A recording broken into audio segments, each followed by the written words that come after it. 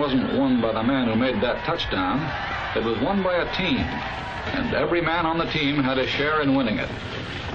We're playing another kind of a game now, only this one isn't for fun.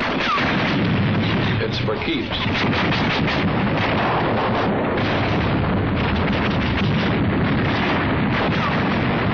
And this game won't be won by any single player either. It'll be won by a team called the United Nations. The ball will be carried by the men in the backfield. The tough little guy from China, Big Joe Russia, John Britton, and a guy called Yank, the 4 greatest backs in the world. So let's take a look at the men who carry the ball with us. Who are they? How do they live? What makes them tick?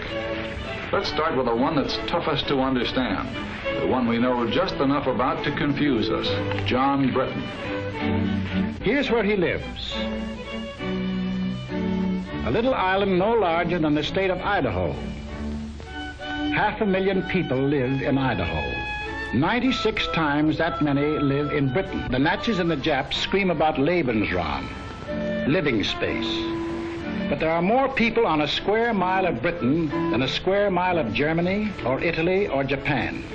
More congestion than practically any place on Earth except the New York subway or a sardine can. And that's a clue that explains a lot about John Britton. We build front porches on our houses because we didn't want to miss the chance to see our neighbors. But John Britton hides himself in a little box and plants a hedge around that to make sure he doesn't. Living that close to neighbors, privacy is part of the pursuit of happiness. And in the sardine can called Britain, they learn to get on with their neighbors. They have to. He's too damn close. That's why they have so little crime in Britain. Believe it or not, even in wartime, the British cop does not carry a gun, nor does the professional crook.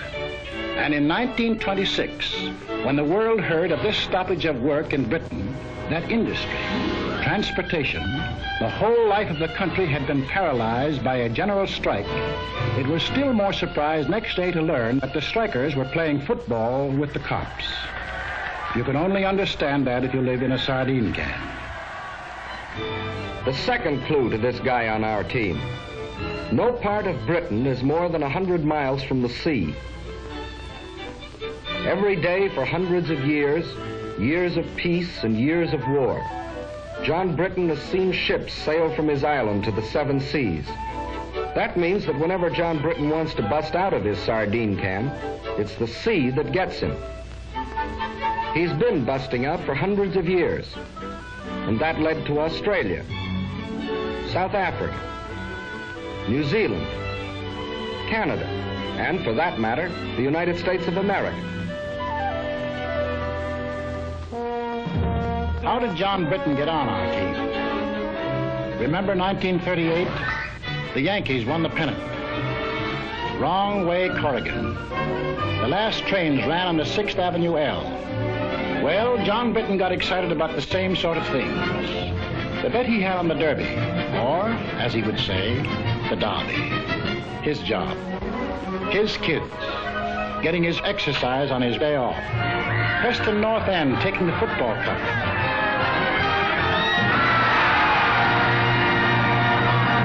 Only 300 miles away, people were cheering another kind of event.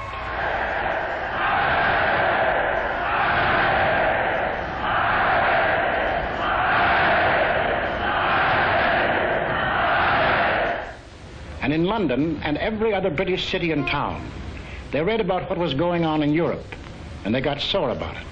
But they were also pretty well determined to keep it none of their business. Then, this looked bad. The Czechs had a mutual assistance pact with France, and France had one with Britain. This might mean war, even though everyone was anxious to avoid it. They'd been through one war, perhaps been wounded. Hundreds of thousands of their brothers and friends had been killed. There was nothing beautiful to them about war, and they had no desire for another. In the last desperate effort to preserve peace, the Prime Minister today flew to Munich. All was well. Britain, France, Italy, and Germany were signing a pact at Munich, a pact in which the Germans agreed they had no further territorial claims to make. It was to be peace in our time. But it turned out to be a strange sort of peace. Hitler's first move was to break the pact he had signed. Wishful thinking was ended. Now they knew something had to be done about Germany. They approved the Conscription Act, the first peacetime conscription in British history, just as the Selective Service Act was the first in American history.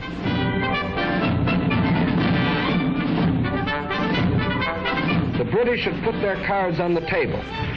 They had, in effect, said to Hitler, "That's enough. If you go into Poland, we'll fight." Hitler smiled. Like other would-be conquerors of Britain, Philip of Spain, Napoleon, Kaiser Wilhelm, he thought he understood the British. He didn't. The sleeping lion began to wake up. He was a pretty drowsy lion for the first 6 months of the war. He snapped and growled.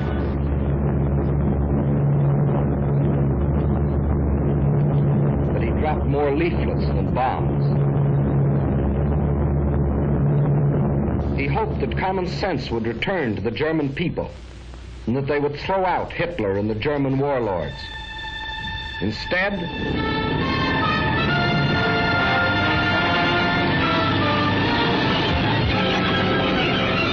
at dawn this morning, the German armies, without warning, invaded the neutral countries of Luxembourg, Holland, and Belgium. The King of the Belgians today surrendered his armies of more than 500,000 men. Marshal Pétain, as French chief of state, has asked for an armistice. The issue in France is ended. Britain was alone. Czechoslovakia occupied, Poland defeated, Denmark gone, Norway gone, Holland, Belgium, France gone. Only Britain now. Britain was alone. Hitler considered the war over. Everybody considered the war over except the British. At the 11th hour, the lion was finally aroused. We shall defend our island, whatever the cost may be. We shall fight on beaches, landing grounds, in fields, in streets, and on the hills. We shall never surrender.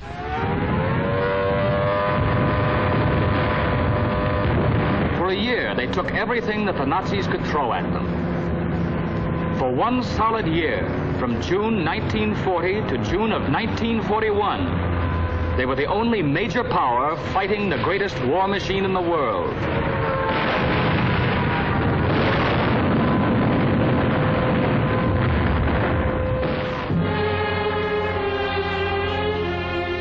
They took body blow after body blow.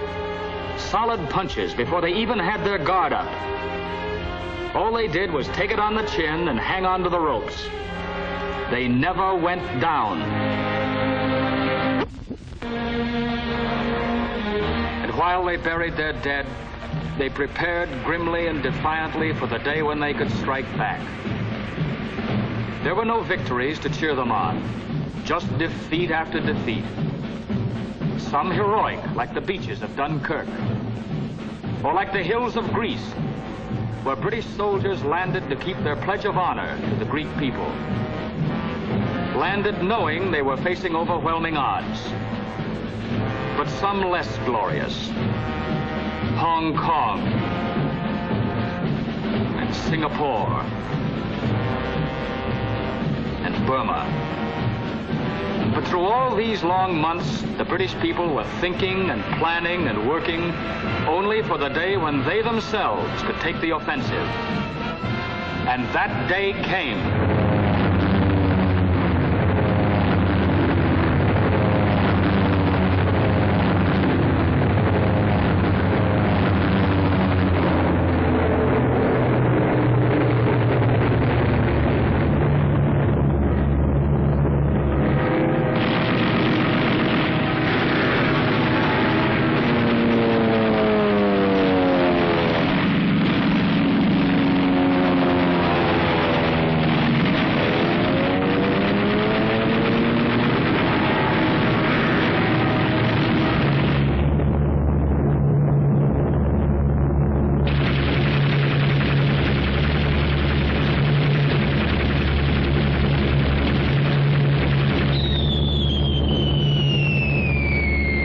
was the British that made the Germans realize that war could be brought to German soil, too.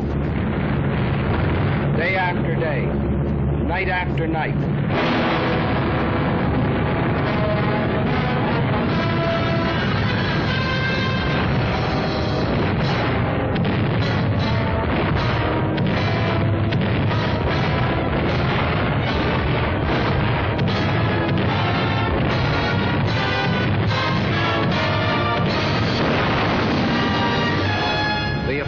Continues in greater and greater strength. That's in the air. And on the ground, 1,500 miles away in North Africa.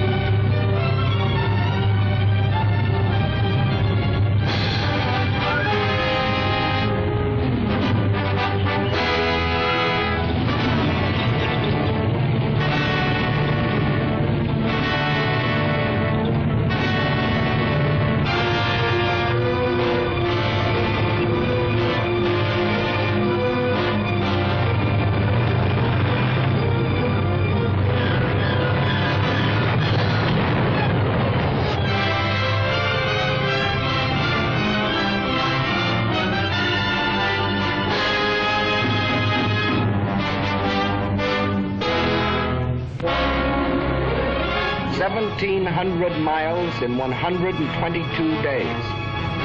1,700 miles of sand and wind and enemies. Once more, the people of Britain heard their church bells ring.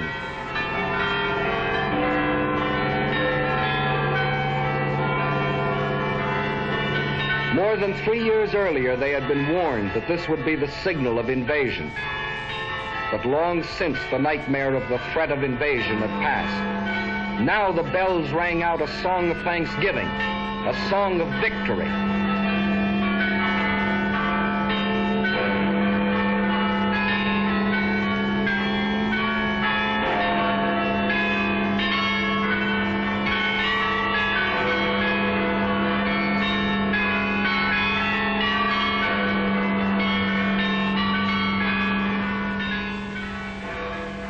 Now there's the plain and simple truth about Britain.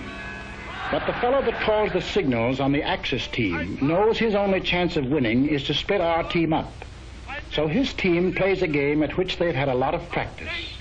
A game which has conquered half a dozen countries for them. A game called Divide and Conquer. Men like these tell the British we aren't taking the war seriously. They tell the Russians we are letting them down. They tell the British the Russians will sell them out. And they tell us... It is manifestly ridiculous for the warmonger Roosevelt to tell the American people that they have anything in common with the British. On the contrary, they are different in every respect. Well, there are differences, that's true. For instance, we drive on the right side of the road. But in Britain, we go for baseball.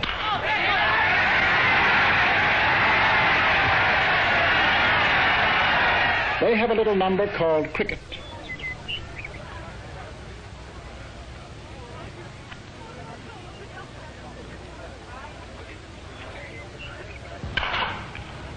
Very well played, sir. And anyone who ever drank coffee over there knows why there'll always be an England. Is your coffee all right, sir?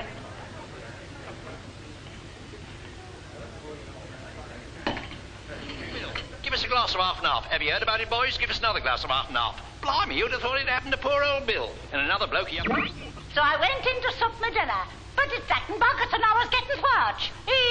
Lad, that's bad. Moan Tchaikovsky's smaller pianoforte works are best. Are they kidding, Jack? Why the cockamamie sprinkling some schmaltz mixed with celery tonic? Why do they all mush so much with corn pone in their mouth? You all can't understand a word they say. Yes, there are differences. But there are a few things that Britain and America do have in common. And these are the important things of life. A little thing called a free representative government. We call it Congress. They call it Parliament. A little thing called freedom of speech. No, in the next war, you've not got to go to it. They'll bring the war to you. And the thing is, if you take it from me, go and live at the Dorchester, because the trenches are just outside. This meeting is called under the auspices of the American Workers' Party, an organization dedicated to organizing in the working class of America. Freedom of the press. Freedom of religion. They may not be important to Hitler, but all these things are the common heritage of John Q. Public and John Britton. 700 years ago, their ancestors fought for the Magna Carta. No one will we deny or delay right or justice. 300 years ago, the Petition of Right. No man shall be compelled to yield any tax without act of Parliament. These principles came to our own country with the earliest settlers, and from them developed.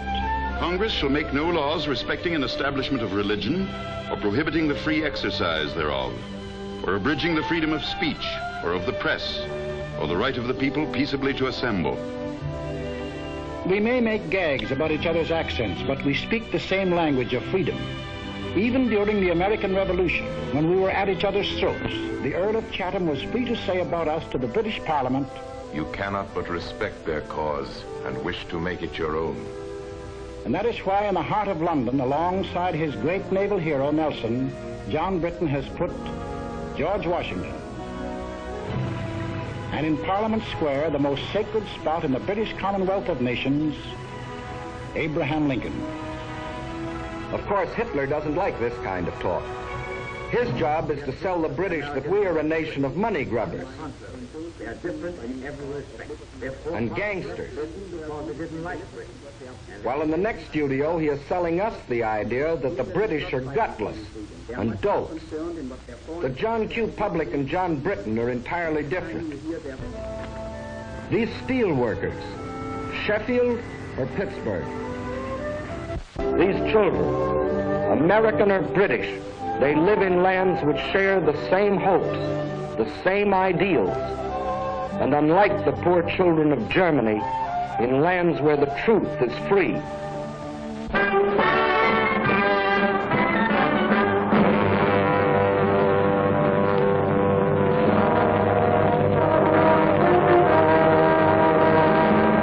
But let's not kid ourselves. Britain is not the United States, and the United States is not Britain. For instance, we don't go in for this kind of thing. They do. But there's no mystery about that. Remember our grandmother's house? It was old-fashioned, out of date, patched and altered to suit each new generation, and filled with family relics even grandmother couldn't explain. Well, John Britton has been living in his house for a long time. And that's why to us, who live in a modern house that we built ourselves to suit ourselves, John Britton seems slow-moving and cluttered up with ancient traditions. Kings, for instance. The present king rode to his coronation in the same coach, to the same church, for the same ceremony as his ancestors did. But the job he took on is very different from theirs. There have been some changes made. For the British king can no longer make laws or impose taxes or interfere with government. He and his family work as hard as any other citizen, doing the job that the people expect of them. Today, the king is the servant of the people and not its ruler. When an American is arrested and brought to trial, the bailiff calls his case The People versus John Doe. But if such a case were called in Britain, it would be The King versus John Doe. It means the same thing. Today, the British king is the symbol of the people.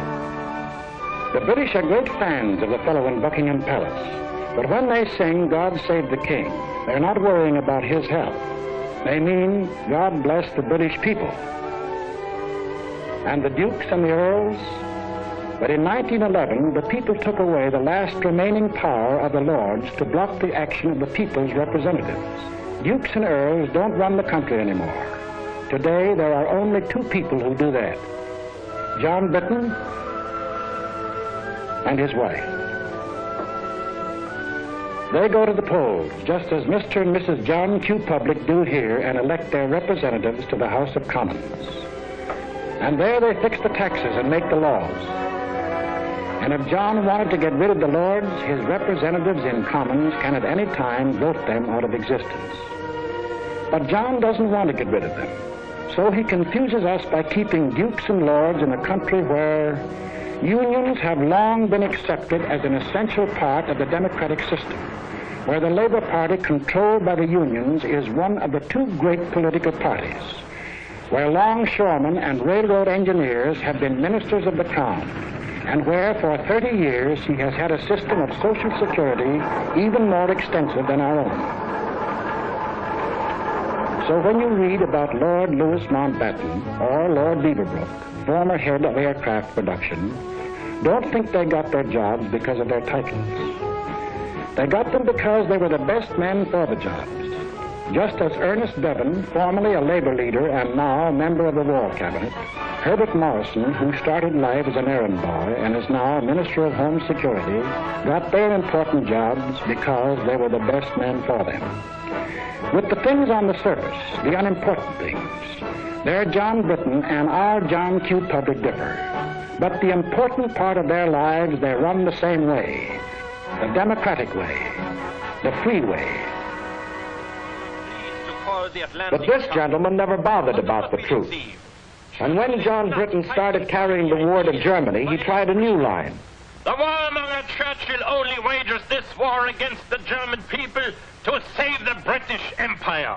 All right, let's take a look at that one. Here's the British Empire. And here's where the Germans were headed when Britain declared war.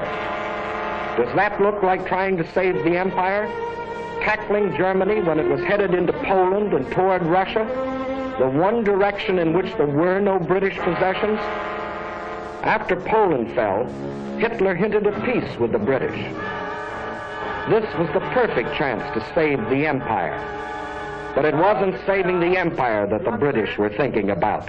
The position of His Majesty's government in respect of any peace offer by Hitler. We are not, in any circumstances, prepared to negotiate with him at any time on any subject. And after Britain had been on the losing end, month after month, it had another chance to save the empire. Even now, Hitler thought John Britton would make a deal. We heard the British answer. What kind of a people do they think we are? Is it possible they do not realize that we shall never cease to persevere against them until they have been taught a lesson which they and the world will never forget?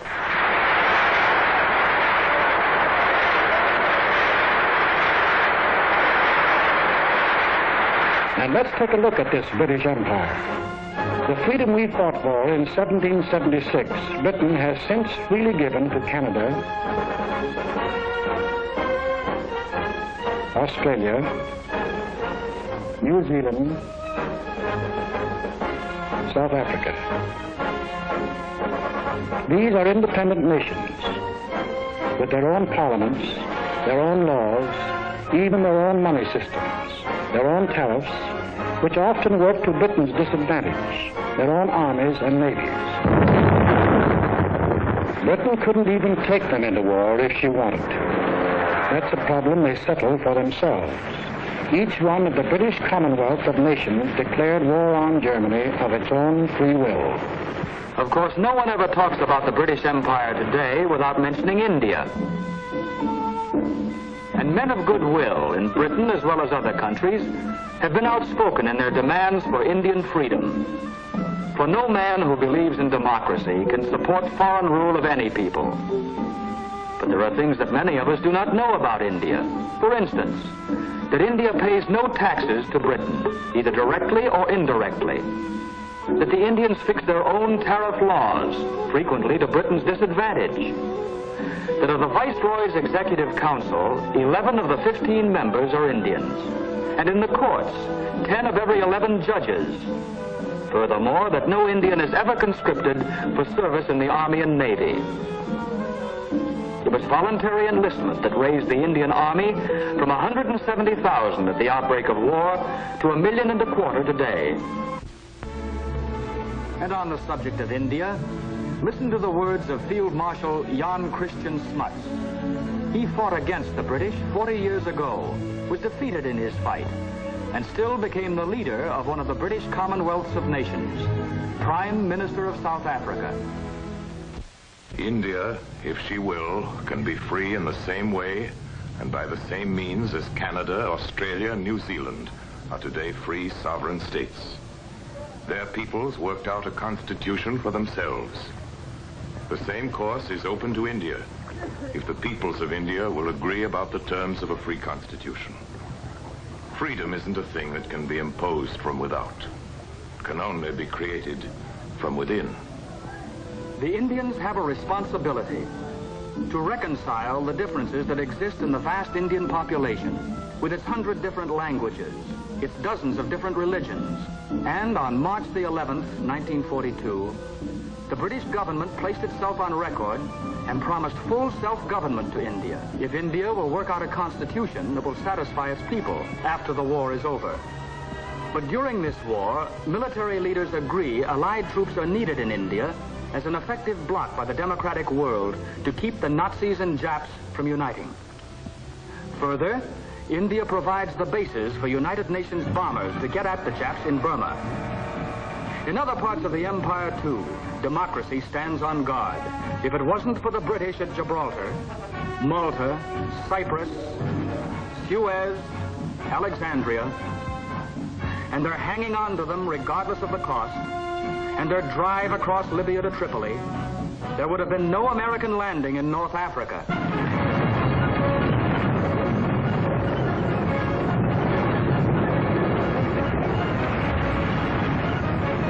There's another tune the Nazis play about the British Empire. The British are sitting back, letting others fight the war for them. Ooh, we know that tune very well. Britain will fight to the last Australian or Canadian or New Zealander. The truth that thousands of Canadians and Australians and New Zealanders have gallantly fought and gallantly died in Crete, in Greece, in Libya. But there's something the Nazi mouthpiece leaves out, something pretty important. Out of every 10 inhabitants of the British Empire, 1 comes from Britain. But of the casualties suffered so far in this war, 7 out of 10 were born and raised in Britain. 1 of 10 in population, 7 of 10 in casualties. And in the air, of the planes flying with the RAF in Britain, 2 out of 3 are manned by crews from the island. And of the planes on the overseas fronts, the Western Desert in Africa and the rest, 4 out of 5 are manned by boys from Britain.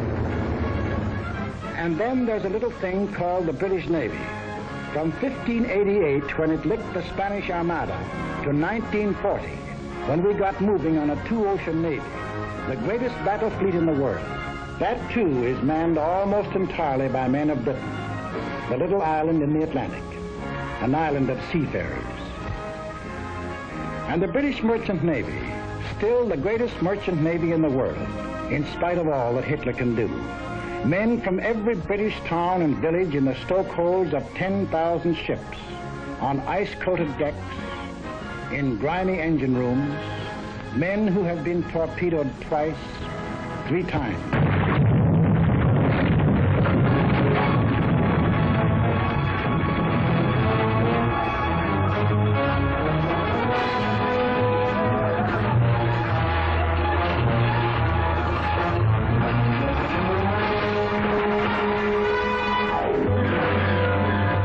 one English sailor who's been torpedoed 6 times and still signed on again.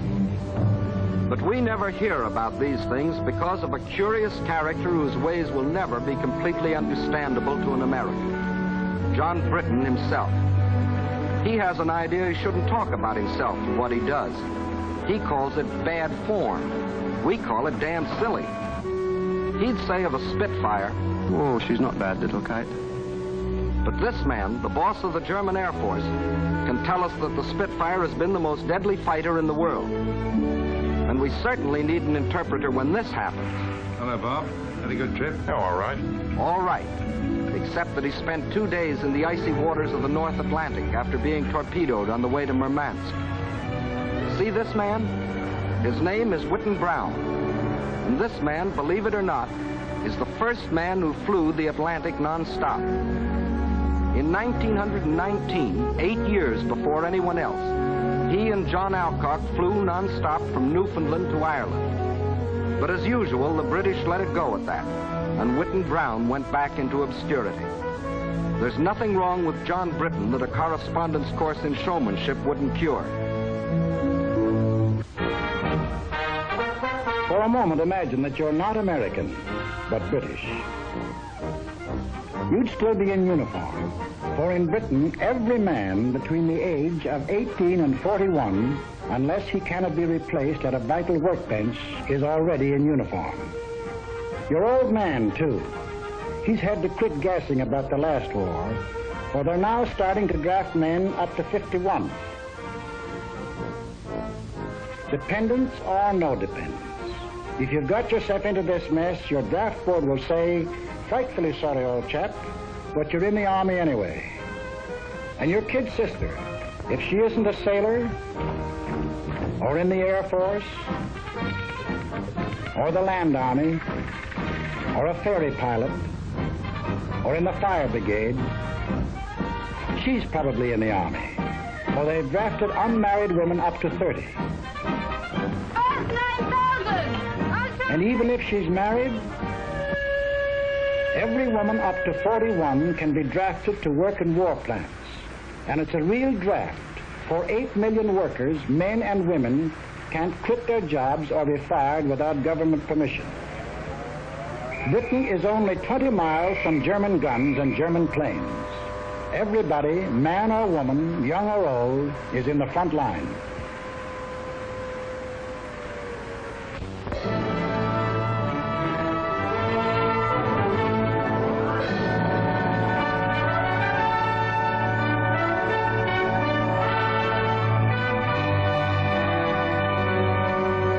Maybe this isn't your idea of Britain.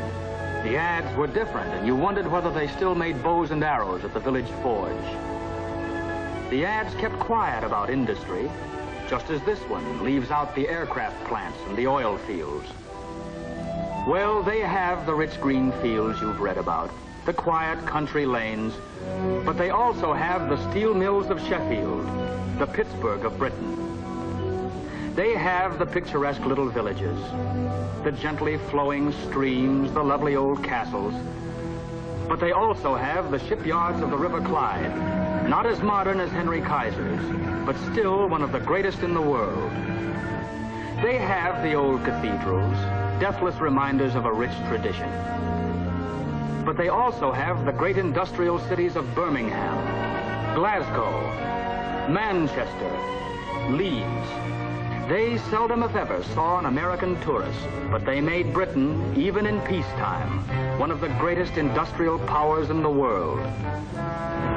And in wartime, even as late as July 1942, this little island, no larger than the state of Idaho, was making more war goods than we were. Maybe you thought John Britton sat there and waited for us to send him planes and guns and tanks. Well, he's deeply grateful for what our Lend-Lease did for him. It saved his skin when he was in a tough spot. But today, Lend-Lease works in more ways than one. For today, John Britton himself furnishes planes and guns and tanks through the same Lend-Lease.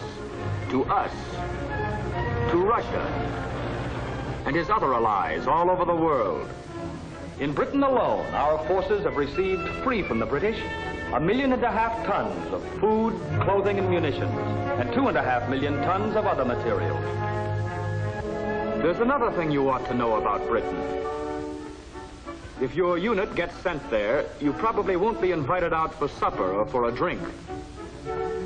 That's not because the British don't want to entertain you. They haven't anything to entertain you with. Britain is mobilized for war, total war, and that means an end to civilian supplies. If you were a Britisher, you wouldn't expect your girl to use lipstick. There isn't any, except what we bring over as bait. She wouldn't be smartly dressed, for clothes are rationed, severely rationed. It's very unlikely she wears stockings, for if she bought a pair of stockings a month, that would be all the clothes of any kind she could buy. That's some rationing. We think our gas rationing is tough, but John Britton gets no gas at all. He goes to a pub to buy a bottle of whiskey. The pub keeper laughs in his face. Grain is needed for industrial alcohol. Industrial alcohol is needed for munitions. And nearly all the reserve stock of British whiskey is kept for sale to America to pay for the goods Britain buys here. For don't forget, besides Lend-Lease, Britain buys and pays for vast quantities of goods. And it was the cash purchases that Britain made before we entered the war that gave our munitions industry its start and enabled us to build it up in record time. He goes to buy a pack of cigarettes. There probably aren't any. But if there are, 2 shillings, please. That's 40 cents for a pack of cigarettes. 12 cents represent the cost of the cigarettes. The other 28, the tax paid to the government. For Britain is going all out in taxation. Nobody is making any money out of this war. Industry is paying. Excess profits tax is 100%. Labor is paying. The man who earns $33 a week pays 29% income tax.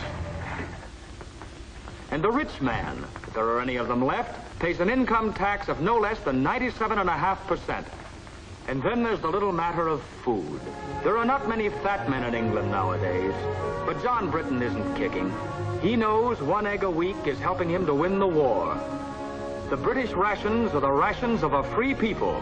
They could get food as they did in peacetime from Canada, Australia, but that would take ships, and the British prefer to use the ships for supplies to Russia, planes from America, troops to the Mediterranean. To win the war, every Britisher is on short rations and has been on short rations for 2 years. Everybody except the children. They get 4 times the eggs that grown-ups do. They get all the oranges that arrive in Britain, and practically all of the extra milk. For John Britton is thinking of after the war, of the new world that his children and ours will inherit. A world where there will not only be freedom of speech and freedom of worship, but also freedom from want and freedom from fear. It is not given to us to peer into the mysteries of the future.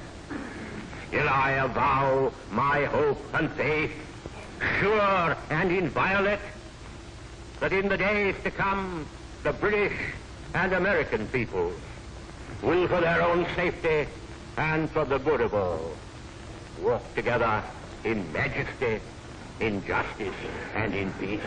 This is what the British are fighting for. They are an old people, a stubborn people, and sometimes they have moved slowly.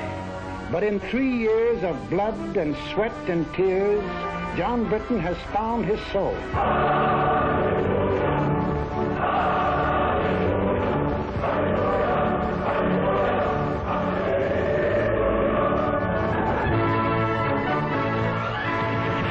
Now he is tough. Now he is determined, and now he knows where he is marching, to victory and to a new world. He's a good man to have on our team.